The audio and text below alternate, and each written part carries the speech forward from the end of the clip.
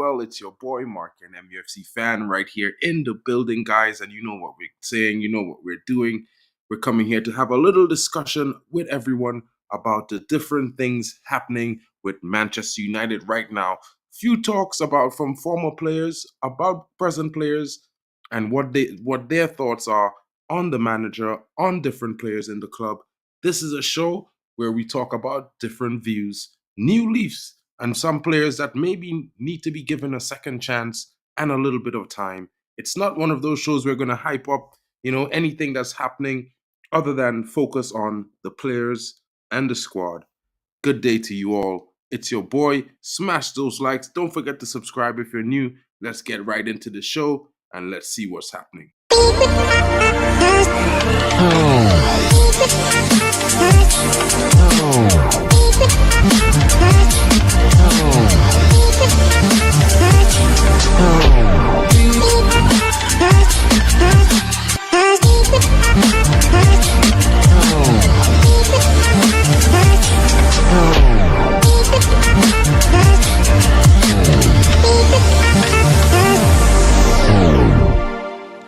Big up to everyone joining me. I'm glad to see you all are here. Good morning to you, Stephanie Griffith. Big up to you, GB. Big up Shea Arsenal fan coming into the building. GB, I know you'll be here. Sorry, man. Ended up on the Reckless Business this morning. Had to make in an appearance and give my views on an opinion that they were all talking about because everyone's getting recklessly giddy and talking about things, and I feel they need to calm down a little bit. Big up to you, Kenny Fan TV. Hope you're having a great day, my buddy. Big up to you, Hamza. What's good, man? What's good? And I'm going to bring the story to the picture right now because, everyone's been talking about Rasmus Højlund even at the beginning of the season. And right now, the young sensation is in very good form. And, some stars are talking about the player and his performance of late. And they were talking about their fate in the young striker. Yeah. So let me just bring this to the table right now, show you all guys what's happening. Let's explore this article and have a little discussion about the young Danish forward that's in fine fettle at the moment.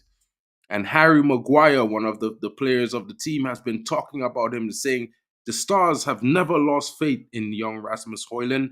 Manchester United secured their third league win on the trot after they beat Aston Villa 2-1 at Villa Park.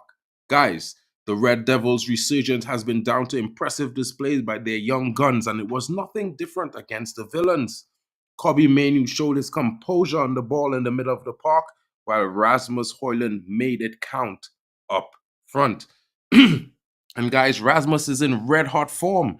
The Dane has scored his fifth successive league goal after struggling initially, and teammates Harry Maguire revealed to Sky Sports that the entire squad always had faith in the 21-year-old.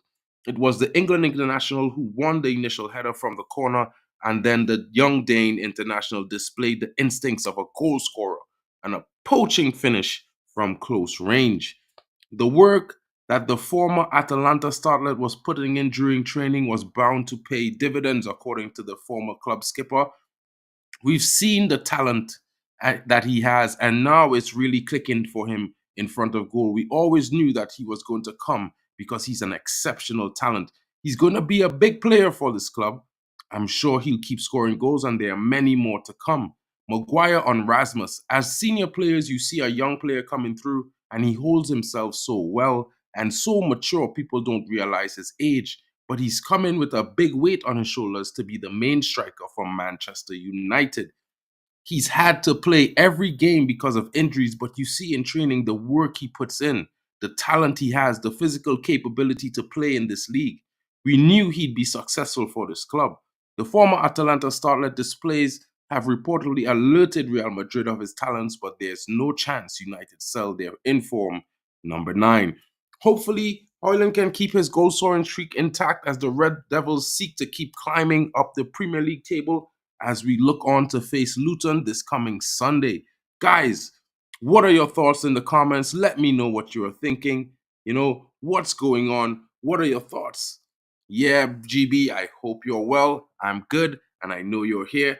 What are your thoughts? Hamza, what do you think about that? Is it a good assessment, a fair assessment from Maguire on the young striker that we have at United? He's been the informed striker in the league at the moment, and he's been scoring goals consistently. Sure, he had a rough start. He's still young, a lot of pressure on his shoulders. Came in for a huge fee of 72 million pounds. You know, a lot of people are questioning the decision by the manager in signing such a talent at a young age with no extra experience or consistency to speak of, seeing that his last season was his breakout season where he got 9 goals and some assists in the Italian league, Serie A. Signed a robot to a lifetime contract, says GB. Bestie, you think like I do. This youngster, I have faith. He's a Manchester United fan, so right now he's living his dream. You know what I mean? So for me, I don't think we have to worry about him. We just need to make sure that we take care of the things in the right time when that time is upon us. I think next season he might well see a renewal of his contract if he keeps up the scoring form that he is going into the business end as we finalize the last 12 to 15 games. Guys, let's get into another article because right now I have a few other reports, about other players being spoken of. And one of these reports, is coming in from a former United young starlet who was a part of the academy, and it's not other than Anthony Elanga, guys. Anthony Elanga was speaking to the press recently, and there's lots of talks that he has come out to say. And he firstly addressed the fact that Eric Ten Hag was not the reason that I was forced to leave Man United. And this is one of the things that was interesting to me because you know what? A lot of people think that Eric Ten Hag is the reason a lot of the young starlets are wanting away from the club. And the 20-year-old Swedish forward, ended a near decade association with the Red Devils when he joined Nottingham Forest last summer. Having come through United's esteemed academy, Langa would make 55 appearances for the club, netting 4 goals and creating 4 more.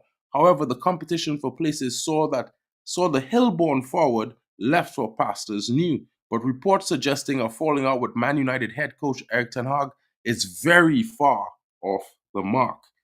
Was Ten Hag the reason I left United? No, I wouldn't say that. I just wanted to play. That was especially important to me. I am young and I don't want to sit on the bench all season, when you are young, you want to play, you want to make mistakes, you want to take risks. But he wasn't the reason for my leaving. There, I mainly focus on myself, not on others, he said.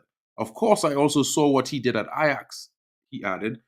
But when you come to England, everything is different. He has improved several players, for example, Ryan Gravenberch, who now plays for Liverpool. But I just wanted to take my chance and go somewhere else. And that was a good decision because I'm enjoying myself at Forest. Guys, this was one of the thoughts from Anthony Elanga.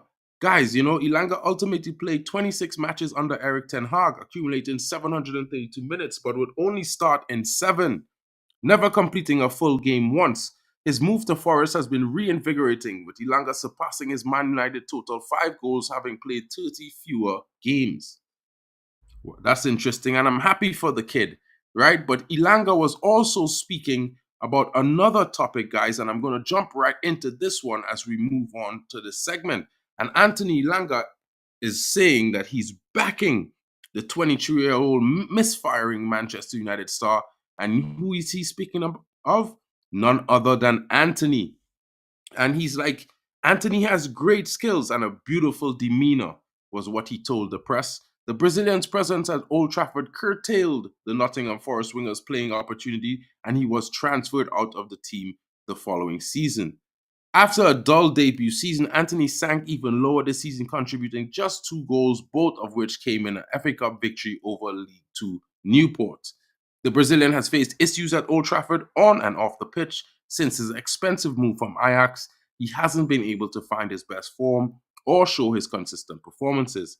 That, however, hasn't changed Elanga's opinion of his former teammate, though, as he still thinks the player will prosper at the Red Devils in the future. Anthony is a great player and a beautiful person, the Swedish forward told Soccer News. We had a lot of contact when I was at United, and we still talk sometimes now. I'm confident that he will score lots of goals there. I could already see during the training sessions. I believe in God, and he told me to go to Nottingham. And Anthony is still at United, but he will really be successful there. You know what I mean? Amidst the speculation at the time, the manager had driven him out of the team. Ilanga also discussed his choices and reaffirmed that he had no animosity towards Eric Ten Hag. You know what I mean? So, guys, it's just one of those things where we're getting some articles, some news coming out right now that is just, discussing and informing us on different things that we did not know before. And at the same time, it's one of those things where, we all have these opinions and all have these thoughts, but sometimes it's just thoughts and opinions may not be 100% accurate. Big up to you, Danny B. Thanks for coming in. Yeah, if we beat City and Liverpool, do you think we'll get third place in the league? Well, I mean, if we continue this run going into the game with City, let's say we get another 9 points and we face City and we win that game, that's 12 points, would be 21 points from 21 points. You know what I mean? That 21 points added to what we have right now. Well, I mean, I would have to add 12 points to what we have right now, would surely put us in top 4 ahead of current fourth place team and probably tied with Arsenal.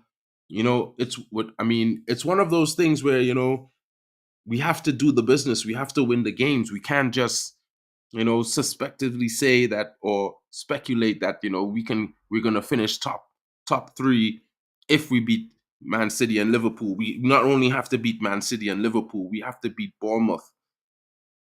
We have to beat Brentford. We have to beat Brighton on the last day of the season. We have to beat Arsenal second to last game of the season. You know what I mean? So right now I'm taking things one game at a time. I think we go to Luton on Sunday. We should get the win. Then we move on to Fulham. You know what I mean? So let's take the games one at a time. But in my honest opinion, with our current performances, our current trajectory should definitely see us in and amongst the battle for the top 4 places, maybe third or fourth, but we need more performances. We need more wins. Kenny Fan is coming in saying pretty much win every game. Yeah, we could hope for that, to be honest. But at the same time, I'm not too sure we need to win every single game. It would be nice and it would be amazing if we could win every single game remaining. But we have to also look at the fact that, Chelsea's playing City. City still has to play Arsenal. City still has to play Liverpool. City still has to play Villa. All these teams have to play each other. City still has to play Spurs. So it's one of those things where these teams at the all above us will drop points at some point in time. What we must do is not drop as many points as they do. We must earn points when they drop points. So it's one of those things. If we could win those 2 games you mentioned, Kenny, and win the game against Arsenal and Brighton, that's 12 points, right? So let's say, maybe we win against City, we win against Liverpool, and then we win against Arsenal, we win against Brighton. Then the other games we have to look and see what the results are, because we can be in the mix. We need to keep ourselves in the fight, and the only way to do that is to take it one game at a time right now. And Danny B is coming in. If everyone stays fit, we will be in the mix. Certainly so. We've seen a drastic improvement in the performance of the team, especially with the return of Martinez. It's disappointing that he's injured and out again for another month, maybe. You know what I mean? Hopefully, it's just a strain, and hopefully, with the rest and invigoration and sports therapy that is available to him, maybe we get him back. Or, what might be even better is maybe the players that we have step up another level, and then so by making it a situation where Martinez could relax, take his time on recovery, and maybe come back next season while we still remain in the mix for top 4. And you know what, guys? It's kind of a positive next 2 game weeks for Manchester United, seeing that we have a team in Luton. We know they scored 4 goals and 4 goals, but then they came and they conceded 3 to bottom of the table Sheffield United, and we might not be able to calculate or count on the fact that they conceded 3 goals to Sheffield United. But what we can count on is that our young striker Hoyland is in fine form, and our team is creating a lot of chances, and we've been defending at a higher level than the first half of the season. When we played them at Old Trafford, we were not as good a team. And when I say as a team, we were not as united. We were not playing for each other as well. We were not constantly defending well and being compact. And then the team was not constantly creating, chances and attacks with attacking play and patterns that were consistent throughout the game. We were more like 20-minute FC at those times. So it's one of those things where it's very possible that we face Luton Town and we beat them away. We beat Fulham as well. And that takes us another 6 points closer to the top of the table. And if you guys are paying attention to where we are on the table, right now, we are literally 6 points off top 4. So if this was to happen, let's say, right now, this is what it looks like. Right? And for bring this into the table, and it looks like something like this, guys. Currently it would see that Manchester United is sitting in sixth position right now, 6 points off of fourth place Tottenham. Now, if we can garner 6 points in our next 2 games before we face Man City, and I was to show you guys this is what the matches are for Tottenham in this next game week. Tottenham is facing Wolves. And Wolves is a tough game. Who knows what Wolves could do? If Wolves, take points away from Tottenham in that game, and we win against Luton, we're 3 points off Tottenham. And then Tottenham's next game week is against Chelsea away. And the match is to be postponed, and the time is duly to be announced. But just understand what I'm saying. In the next game week, when we are at home against Fulham, we could not only draw level on points with Tottenham, right? But they could also suffer a loss, because if they don't play in that game week, their following game week, they face Crystal Palace on the 2nd of March. And although we are away at Man City on the same day, if we can provide an upset and Palace somehow comes away with a victory or a draw, we're in the mix. We're in top 4.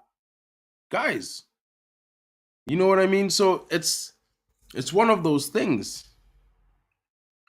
What is this exclusive coming in from Kenny Fan TV? Man United working on a deal to appoint Jason Wilcox to senior post in new setup. MUFC is yet to approach Southampton for highly rated director of football, but the 52-year-old is aware of interest. That's some big news, Kenny. I'm not 100%, fancy full of information about that guy, but I know he's been doing a very good job with the young stars that Southampton was bringing in around the time when Paul Mitchell was there, and still to this day. So it's one of those things where it's possible, and he's a very good DOF. He's done a great job there. They have nowhere near the funds of Manchester United. Maybe it might be a good shout. I don't know. What is his comparison? If he comes in, does that mean we're going for Paul Mitchell instead of Dan Ashworth? These are questions, and now more questions that have to be raised. It's one of those things where you have to think about it and see what's good. If Spurs and Villa lose their respective games and we beat Luton, we'll be 3 points behind Spurs, 2 points behind Villa. Yup. 100%. And guys, like I had the table here, and the table, it's interesting. A lot of people might say, don't pay attention to the table, but if you don't pay attention to the table, then what's happening? Because there's a lot of change. There's changes to be had in the next few game weeks, right? If you look at the next 5 matches ahead, we're going to go past Man United faces Everton on match day 28, the 9th of March, right? Tottenham is away at Aston Villa. Arsenal is home to Brentford, right? Think about it. This game on the 10th of March, if we are level on points with Aston Villa and Tottenham, let's say we're on 47 points, One of them has to lose. And that means if it's Aston Villa, they're going to go 2 points behind us.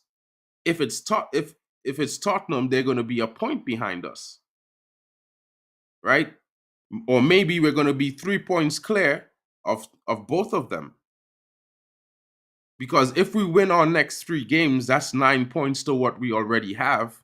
And the 9 points that we already have, if you look at the standings, we're on 41. That takes us to 50 points.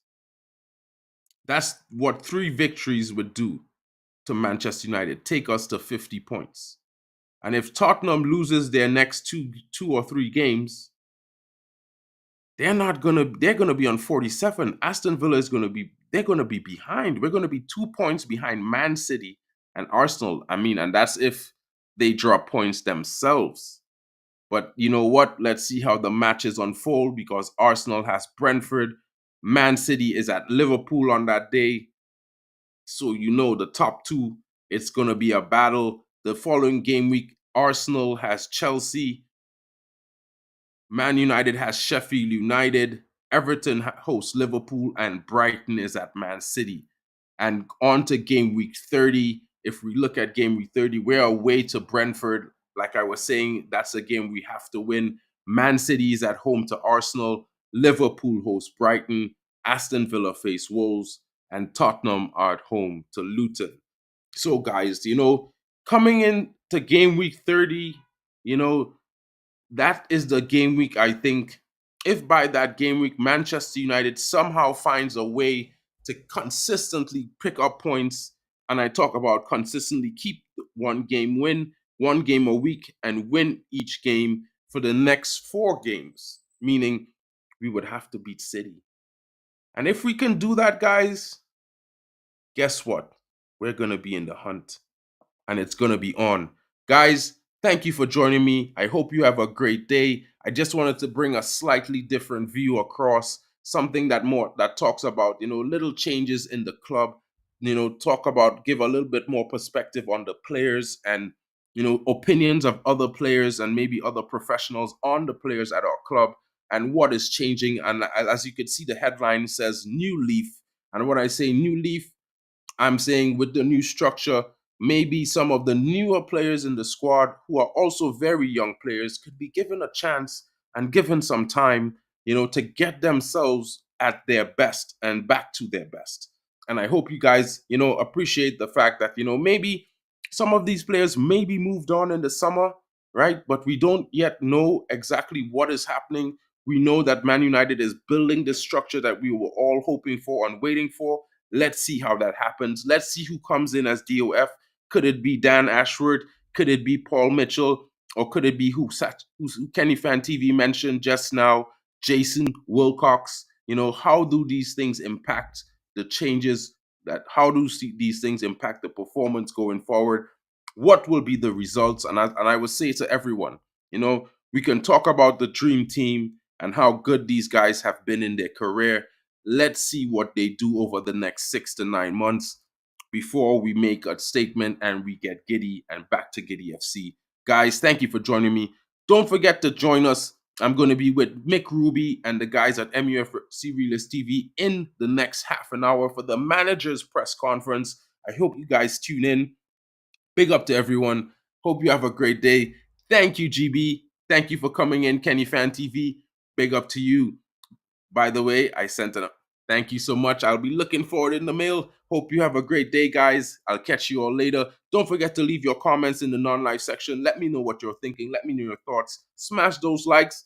And if you have a chance, share it on your Twitter. Share it on your Facebook. Let's help spread the family around and grow the channel. And don't forget to check out my boy Kenny Fan TV if you want the funniest Man United reactions from a fan down under. Guys, big up to all of you. Thank you for joining me, and we're out.